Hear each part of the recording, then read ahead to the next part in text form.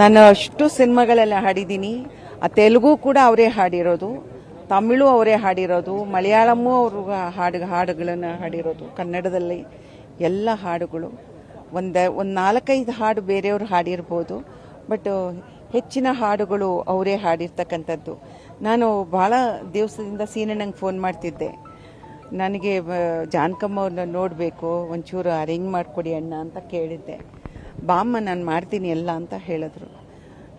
ಏನೋ ನಮ್ದು ಗೊಂದಲ ಇರುತ್ತಲ್ಲ, ಆ ಇದರಲ್ಲಿ ನನಗೆ ನಿಜವಾಗ್ಲೂ ರೀ, ನನಗೆ ಅವರು ಇಲ್ಲ ಅಂದಿದ ತಕ್ಷಣವೇ ನನಗೆ ನೋವಾಗಿದ್ದೇನು ಗೊತ್ತಾ, ನಮ್ಗೆ ಯೋಗನೇ ಇರಲಿಲ್ಲಲ್ಲ ಅವ್ರನ್ನ ನೋಡೋಕ್ಕೆ. ಅದು ಭಾಳನೇ ದುಃಖ ಆಯ್ತಮ್ಮ. ಯಾವಾಗ ಭೇಟಿ ಆಗಿದ್ರಿ ಮೇಡಮ್? ಆ ಸಂದರ್ಭದಲ್ಲಿ ಏನು ಮಾತಾಡಿ? ಬೇಕಾದಷ್ಟು ಮಾತಾಡ್ತೀಮ, ಬೇಕಾದಷ್ಟು ಮಾತು, ಇಂಥ ಮಾತು ಅಂಥ ಮಾತು ಅಂತಲ್ಲ, ಬದುಕಿನ ಎಲ್ಲ ಮಾತುಕತೆಗಳನ್ನು ಮಾತಾಡ್ತೀವಿ.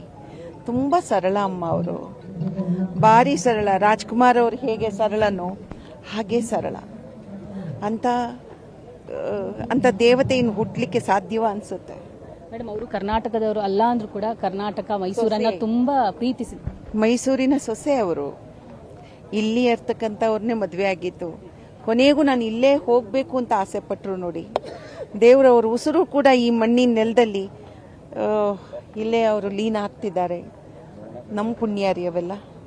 ಯಾಕೆ ಅಂದರೆ 48,000 ಹಾಡುಗಳನ್ನು ಹಾಡಿದಂಥ ದೇವತೆ ನಮ್ಮ ರಾಜ್ಯದಲ್ಲಿ ಇಲ್ಲೇ ಕೂಡ ನಾನು ಇರಬೇಕು ಅಂತ ಆಸೆ ಪಟ್ಟಿದ್ದಾರೆ.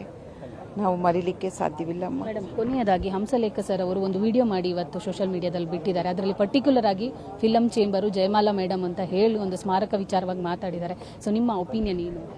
ಮೇಡಮ್, ಸ್ಮಾರಕವೂ ಆಗಲಿ, ರಸ್ತೆಗೆ ಅವ್ರ ಹೆಸರಿಡಲಿ, ಆದರೆ ಮೈಸೂರಿನಲ್ಲಿ ಅವರ ಉಸಿರು ಇಲ್ಲಿ ಬಿಟ್ಟಿರೋದ್ರಿಂದ ನಮಗೊಂದೇ ಆಸೆ, ನಿರಂತರವಾಗಿ ಅವರು ಇಷ್ಟು ಹಾಡುಗಳನ್ನು ಕೊಟ್ಟಿರೋ ಜೊತೆಯಲ್ಲಿ ಪ್ರೇಕ್ಷಕರಿಗೆ ಅವರಿಂದ ಸಂಗೀತ ಗಾಯನಕ್ಕೆ ಅವರು ಸ್ಫೂರ್ತಿ ಆಗೋದ್ರಿಂದ ಅಧ್ಯಯನ ಪೀಠ ಆಗಬೇಕಮ್ಮ.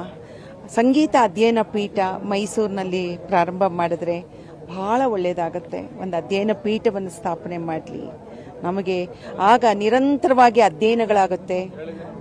ಅವರ ಕುರಿತಂತೆ ಪುಸ್ತಕಗಳು, ನಡೆದು ಬಂದ ಹಾದಿಗಳು ಎಲ್ಲವೂ ಕೂಡ ಗೊತ್ತಾಗತ್ತೆ. ಎಲ್ಲವೂ ಆಗ್ಲಿಮ್ಮ. ಅವರ ಸಾಧನೆ ಬಹಳ ದೊಡ್ಡದು. ಇಡೀ ಭಾರತ ಚಿತ್ರರಂಗದಲ್ಲೇ ಇಡ್ಲಿಮ್ಮ, ಎಲ್ಲ ಕಡೆ ಇಡ್ಲಿ. Thank you.